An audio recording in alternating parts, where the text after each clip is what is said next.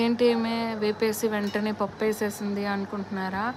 ఆకులో ఉన్న పోషక విలువలు మనకు అందాలంటే ఏ ఆకుకూరలైనా 5 నిమిషాలు మించి దాన్ని ఉడికించడం కానీ వేపడం కానీ చేయకూడదంటండి. ఎందుకంటే దాంట్లో ఉన్న పోషక విలువలు మనకు అందవు.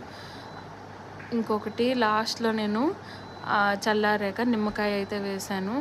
పాలకూరలో ఐరన్ అనేది ఎక్కువ ఉంటుంది.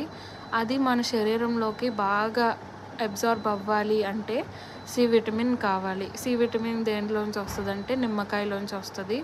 ఎక్కువ శాతం మన బాడీ అన్నది అబ్జార్బ్ చేసుకుంటుంది ఐరన్ని.